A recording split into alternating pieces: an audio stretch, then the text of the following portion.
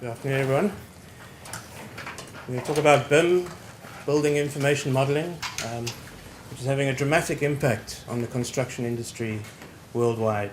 And for designers, it's promoting more efficient production of design and construction information, better analysis, and better collaboration with the project team.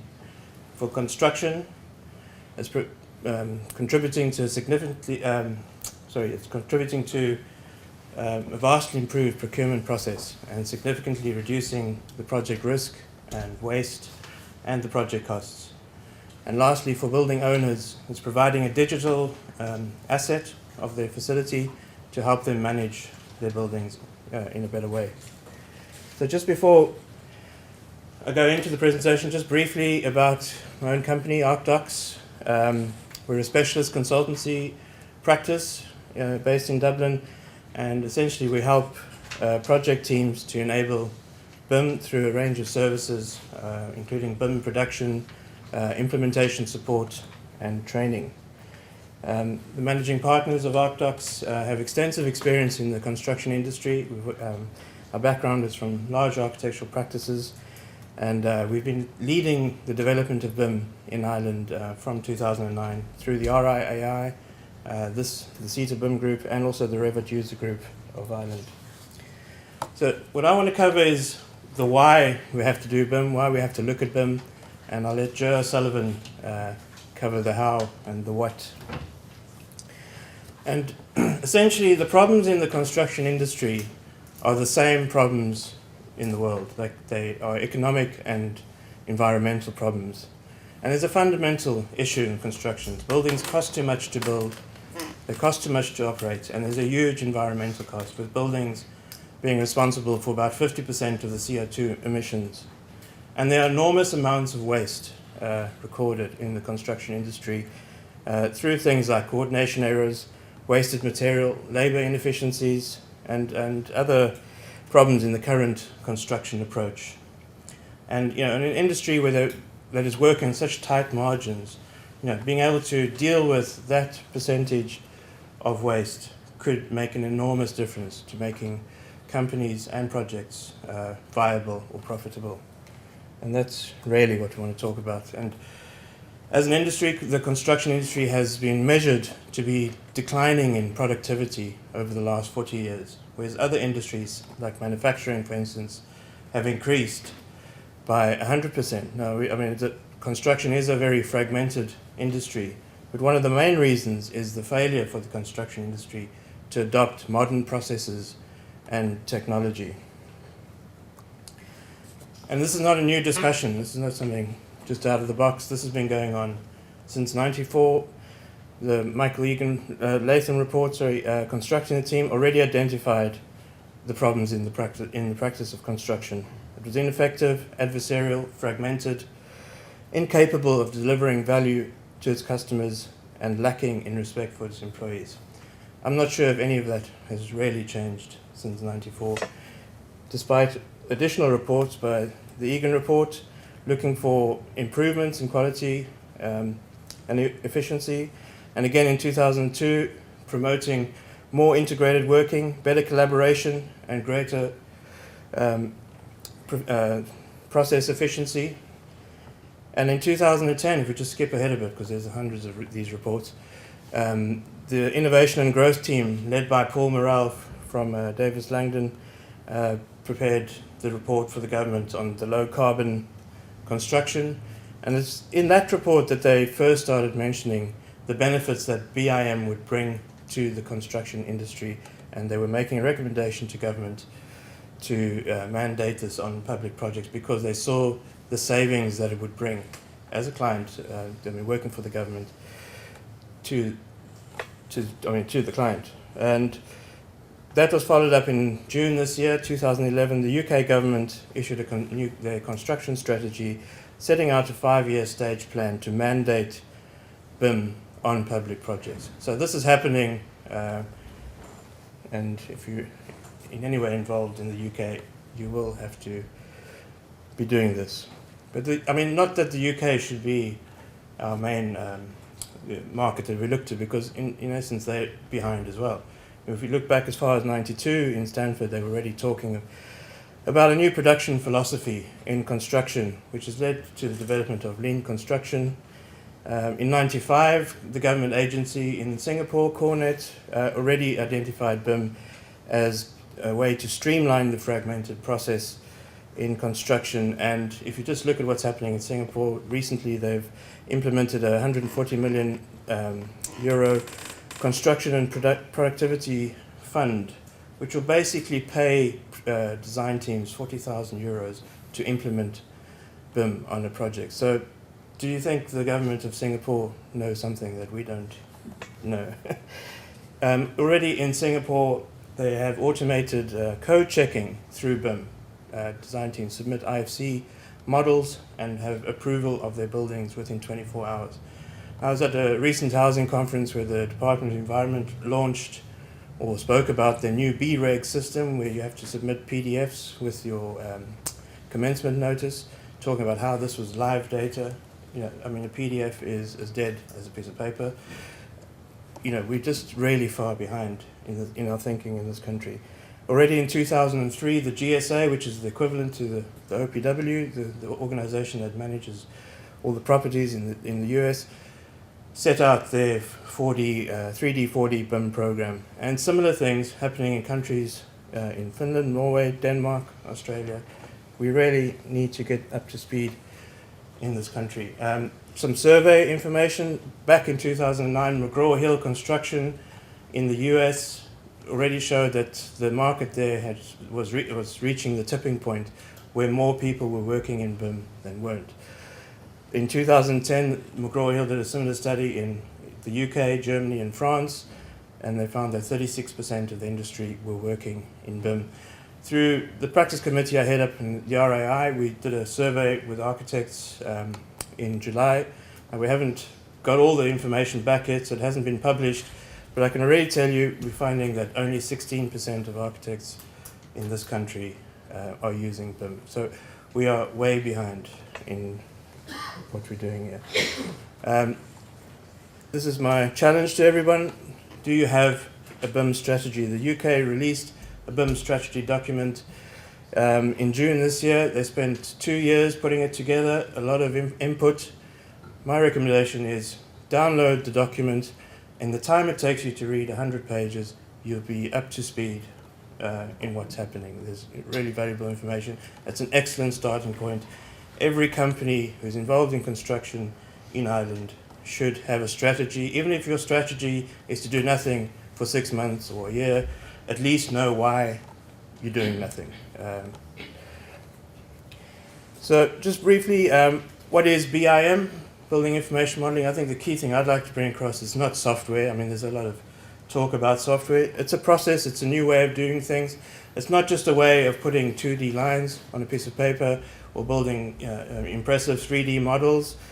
The process involves the production of reliable and coordinated documentation in a data-rich virtual model of a building. And it's the I in BIM, the information bit, which is key to the process. It's recording all the vital design information in a single database that can be used by the project team throughout the project's life cycle.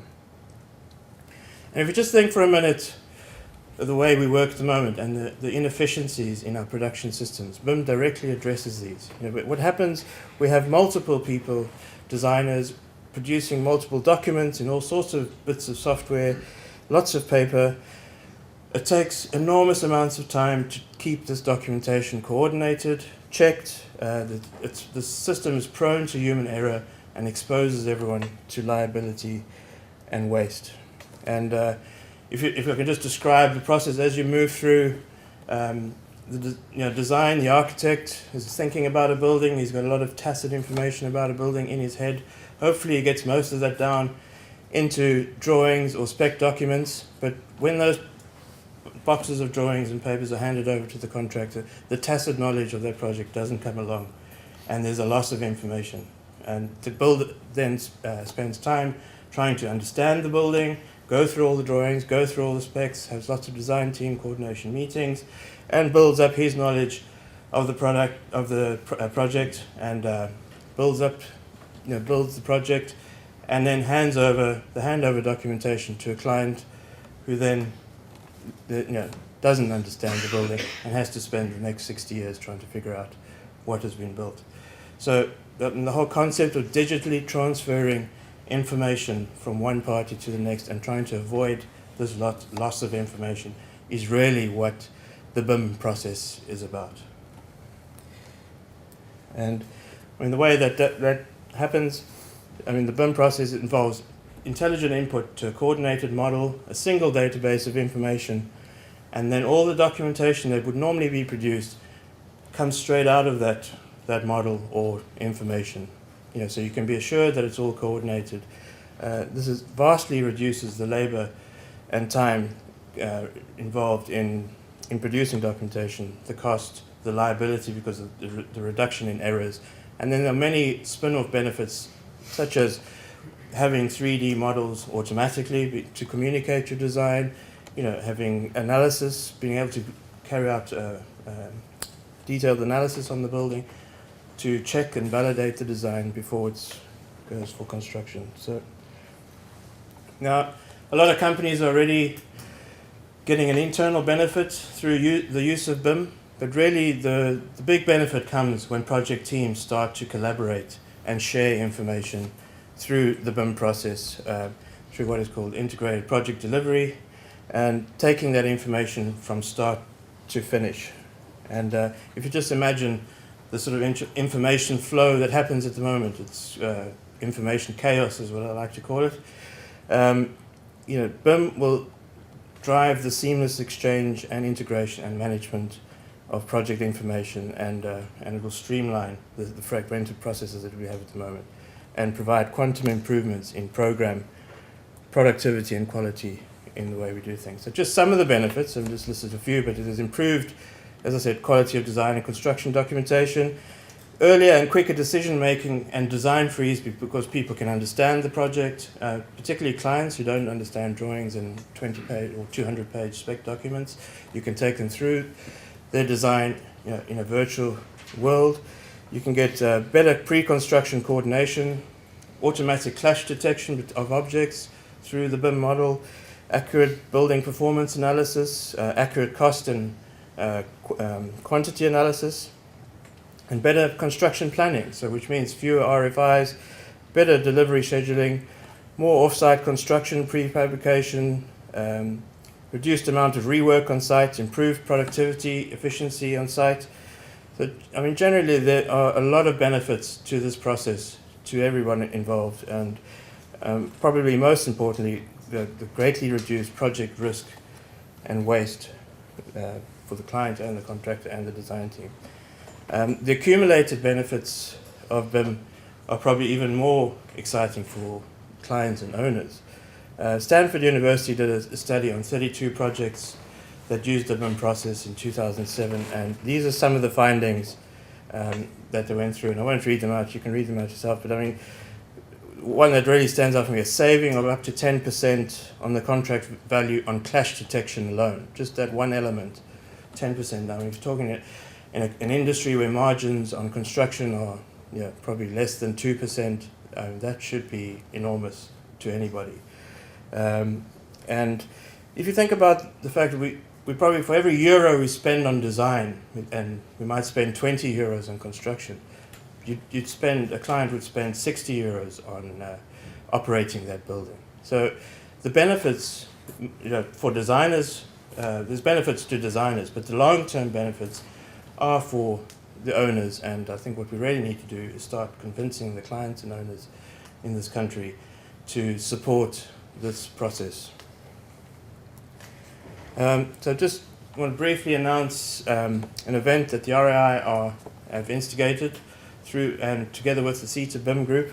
We want to have a showcase event. We've got a full design team together, and the purpose of the event is to raise the awareness and promote a high level of understanding of BIM, and we want to demonstrate a more effective way for design teams to collaborate and assess some of the BIM software tools that are available. And this is going to happen on the 1st to the 4th of November at the RAI. It's a 4-day collaborative design workshop. We're going to get a full design team in, as I said. They're going to work in real time on a BIM model. And this workshop is going to be open for industry to walk in, basically talk to the consultants, ask questions, and see BIM in action. I mean, you'll see a bit of that BIM in action today through Joe, but this is going to be exciting to see a whole team collaborating in this environment. And the purpose is to analyze and validate design through these tools, particularly with respect to energy performance, environmental analysis, structural stability, and cost certainty. So within a very short workshop period. And then on the 9th of November, following that, there'll be a report to key people in government and industry. So we want to keep those dates in mind. For this BIM workshop, we're working with the Department of Education, the Building and Planning Unit, and they're acting as the client. We're taking a generic repeat design school. We've built a BIM model of that. And really what we want to show is that you don't have to standardize building, at the whole building level as they have in the generic street design, that you can actually get down to the components, standardize the components, and come up with bespoke and innovative designs through the BIM process. So look out for the results of that. And lastly, I just want to talk briefly about the CITA BIM group, which we set up in August of 2010. And really, we trying to, the aim of the CITA BIM group was to be a meeting place for all members of industry to have this discussion on BIM. We didn't see the point that every institution, every company went off on their own and tried to investigate BIM. We decided we could all work together, gather the research and distribute that research through the various institutions so that there was a coordinated message about BIM going out to industry. And to date, we have official representation on the CITA BIM group from the architects, the RAI, through myself, the ACEI, through Brian Lahif and Thomas Griffin, the services engineers for CIPSA, Keith Mellon, the quantity surveyors, Chris Grady from KSN, and the CIF through Paul Stewart from Stewart Construction, and Derek Ormley from CISCs. And lastly, the OPW have just recently appointed an official representative to the CITA BIM group. So what we're developing here is industry leaders talking about BIM and getting a message across to industry. And I would encourage anyone in any of those disciplines to contact these people and try and find out what's happening in the various institutions, or how do you access the information that the group has gathered. And lastly, just wanted to quickly announce that the CITA conference on the 25th of November will also have a BIM focus, and hopefully the group from the workshop team will report back. And I would encourage anyone who's on LinkedIn to follow or join and follow the CITA BIM group on LinkedIn and join in the discussion. And my contact details, if anybody wants to contact me, are there. So thanks very much. I'll hand over to Joe Sullivan.